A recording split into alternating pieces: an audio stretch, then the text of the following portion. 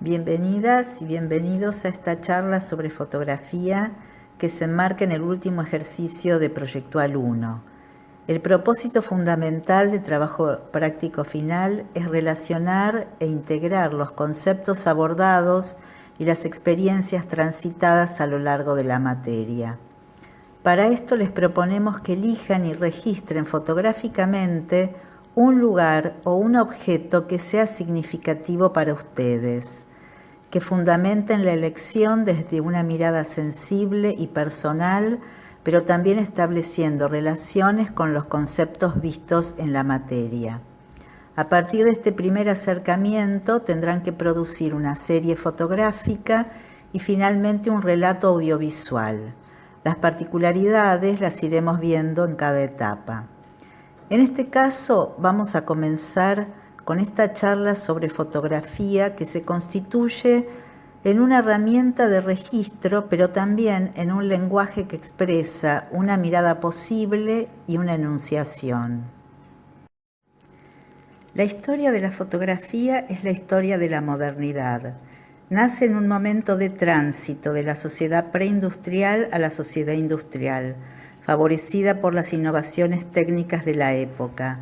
También influye en su nacimiento la filosofía positivista y la idea de representar la realidad tal cual era, lo que transformó para siempre otras formas de expresión como la pintura.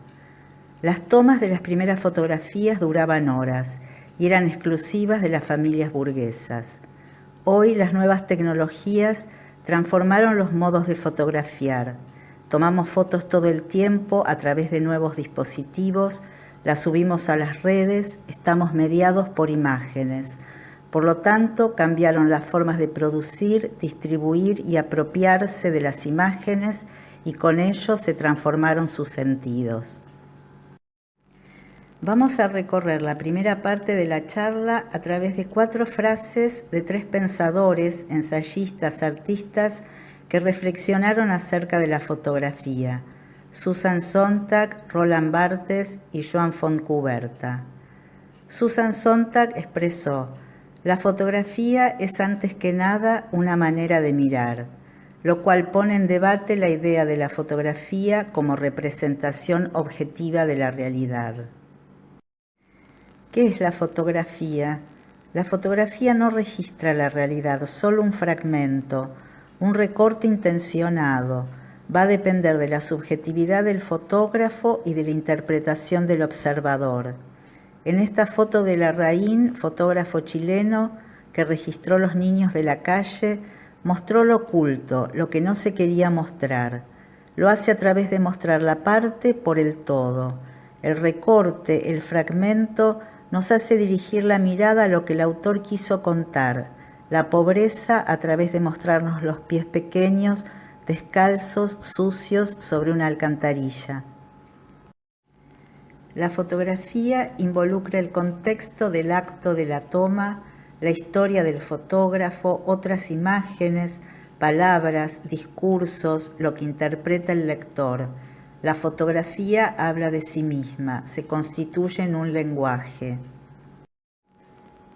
Vamos a plantear algunas características de la imagen fotográfica a través de recorrer algunos fotógrafos y sus obras.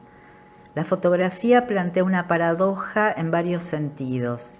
En principio, como dijo Roland Barthes, plantea un mensaje denotado y otro connotado, lo que vemos y los significados que subyacen. ¿Qué vemos en esta imagen? Una mujer con un bebé. ¿Pero qué connota?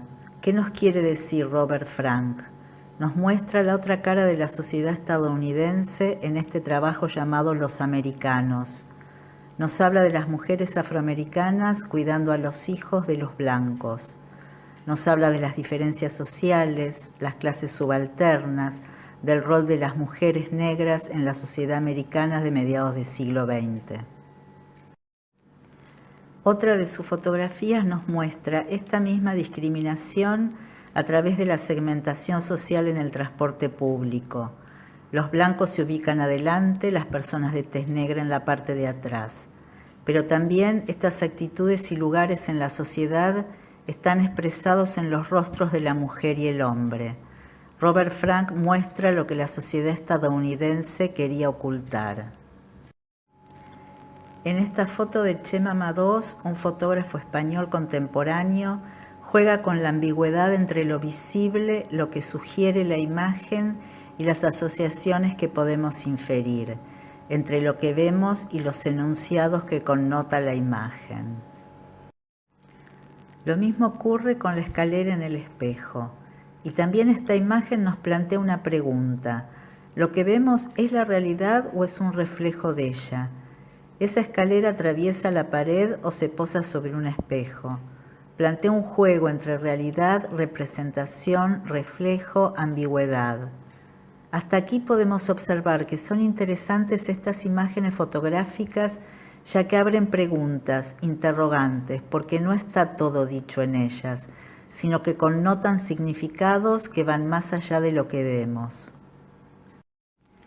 Esta frase de Fontcuberta nos remite a la pregunta: ¿la fotografía es representación? ¿Es huella de la realidad? ¿Es ficción?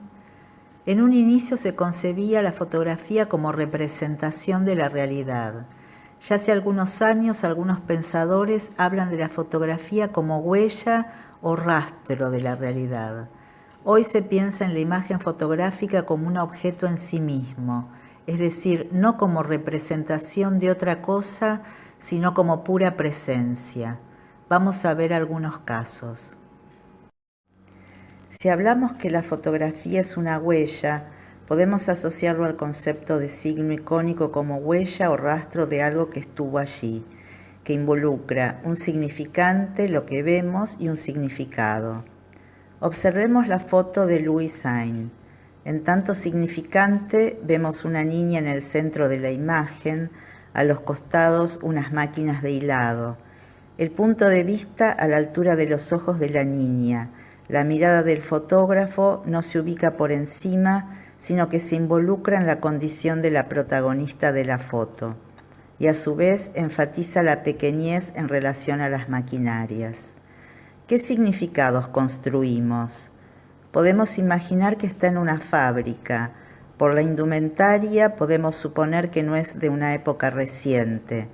Podemos construir algunos significados que seguramente se ampliarán si indagamos en el contexto de la imagen.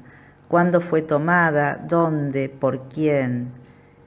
Es una toma en 1918 por Louis Sain que da cuenta del trabajo infantil en Estados Unidos a principios del siglo XX. Entonces, los significados de la imagen tienen una relación con el significante, pero no completa. Se pueden ampliar si ponemos la imagen en la trama del contexto del acto fotográfico. Louis Sain conjuga lo ético, lo estético, lo cultural, lo político-económico en una imagen. En esta fotografía de Sebastião Salgado, un gran fotógrafo sociodocumental, registra las minas de oro en Brasil. La fotografía documental tiene un fuerte carácter de huella de la realidad. Sin embargo, algunos plantean que Salgado participó en el armado de la escena. En este sentido, hay que diferenciar la concepción de realidad de la de verdad en la fotografía. Tal vez no sea real esta escena porque el fotógrafo intervino en organizarla, pero sí es una imagen verdadera de lo que sucedía en esas minas en Brasil. A partir de las vanguardias de principios del siglo XX, cambia la concepción de fotografía como representación. Se aleja de la realidad, aparece la búsqueda de imágenes abstractas donde no vemos el vínculo con el referente. La imagen comienza a ser la cosa misma. Tal vez las huellas en esta imagen solo sean los efectos de la luz. Algo similar ocurre con esta fotografía de Víctor Varga. ¿Cuál es el referente de esta imagen? En realidad es una fotografía en el metro subterráneo en movimiento. ¿Cómo lo logra? Los tres parámetros de la fotografía son la apertura del diafragma, el tiempo de exposición, o sea, la velocidad de obturación, y la sensibilidad. En este caso es una fotografía de larga exposición para así capturar los elementos estáticos a la vez que los elementos móviles se plasman de forma borrosa, como manchas o, como en este caso, surcos o estelas. La fotografía de larga exposición captura un elemento que la fotografía convencional no puede: el tiempo y el movimiento. En este caso, la fotografía ya no es la representación ni la huella de otra cosa, sino de otras imágenes, la imagen como representación de sí misma. Esta obra de Penélope Umbrico habla de la multiplicación, masificación y democratización de las imágenes. Como reacción ética, estética y por tanto política a esta proliferación descontrolada, propone una nueva ecología de las imágenes. Toma las miles de puestas de sol encontradas en Internet y construye su propia obra. El rol del artista y de la autoría se han disuelto, se han convertido en temas de debate. La última frase que tomamos refiere a la temporalidad en las imágenes. Se superponen el presente y el pasado en una foto. Nos traen el instante de un pasado para hacerlo presente, y en ese entrelugar está la memoria.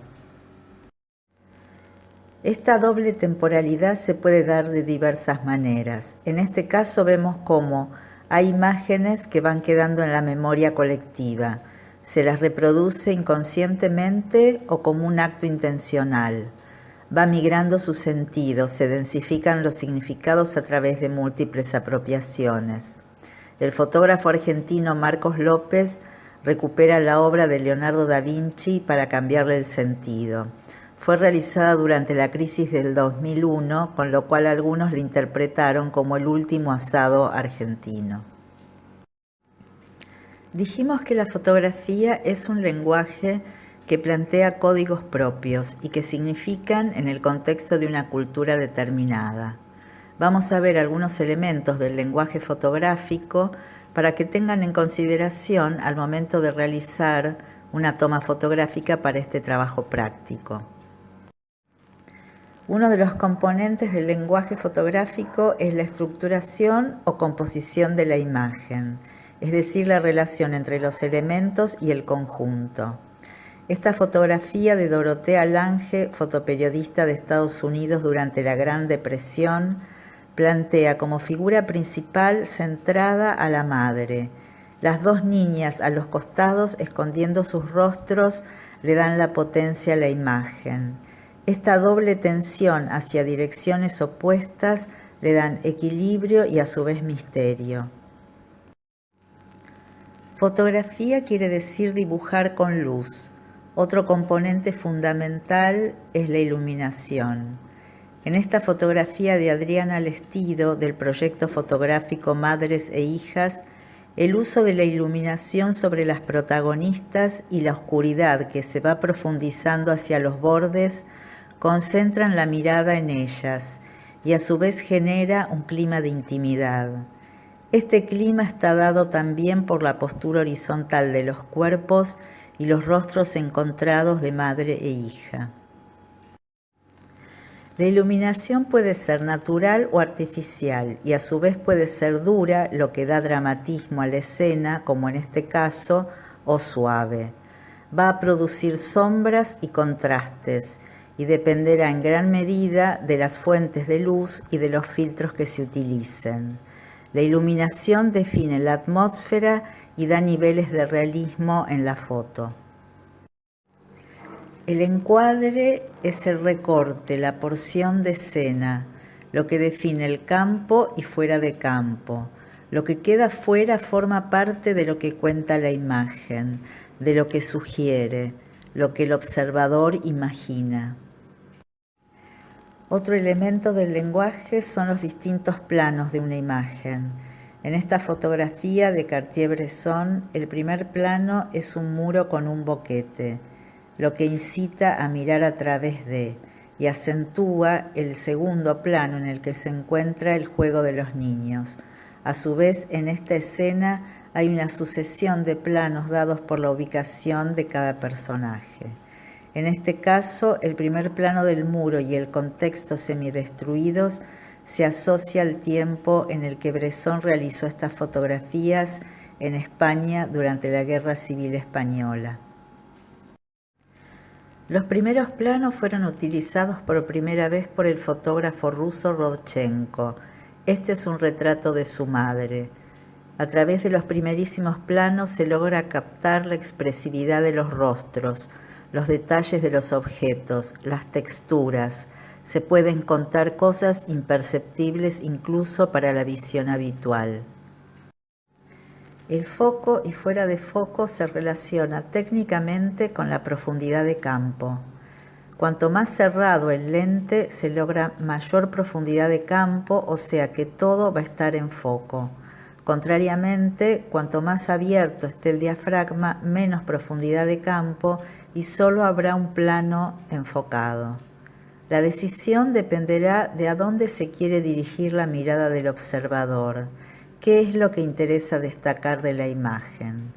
En esta fotografía de Pedro Valtierra, el foco está en el rostro y sobre todo en el ojo que queda al descubierto, el ojo que apunta y dialoga con el primer plano de la mano del joven haciendo el gesto de un revólver. Este joven pertenecía al Ejército Zapatista de Liberación Nacional en México. El punto de vista o angulación del encuadre es la altura desde la que tomamos una foto. Esto cambiará no solo cómo vemos los objetos, sino también la sensación que estos nos producen.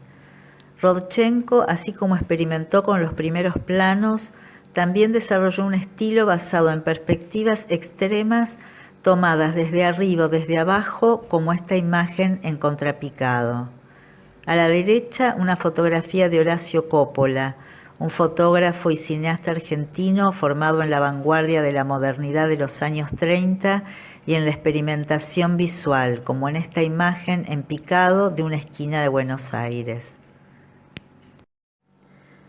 La direccionalidad circular de las líneas curvas y espiraladas de la escalera dan la sensación de movimiento, a su vez acompañadas por la figura del ciclista que genera la tensión de querer escaparse del cuadro. Esta es una de las fotografías más famosas de la historia del fotógrafo francés Henri Cartier-Bresson, quien predicó la idea de atrapar en la fotografía el instante decisivo. Esta es una fotografía de William Eggleston, a quien llamaron el maestro del color, por lograr el reconocimiento del color como modo de expresión de las fotografías artísticas en la década del 70. Capturaba un Estados Unidos sureño, rural, donde convergían la comida rápida, el plástico y el neón. Mostraba el potencial estético de lo cotidiano. Durante años se había considerado que la fotografía artística debía ser monocromática, pero Eggleston constituye en tal sentido un cambio de paradigma perceptivo cultural. Él expresaba: mis fotos son de la vida hoy, veo más en color que en blanco y negro. Barthes plantea la existencia de las nociones de studium y puntum en una fotografía. Lo explica en su libro La cámara lúcida y lo hace ante la presencia de esta imagen del ejército patrullando en las calles de Nicaragua en 1979.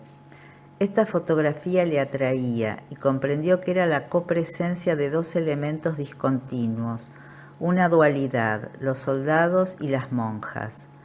Por un lado, lo que él llamó el studium, que se corresponde con la información clásica, esperable, la insurrección en Nicaragua y todos los signos que se corresponden con ese contexto, los soldados, las calles en ruinas, los muertos.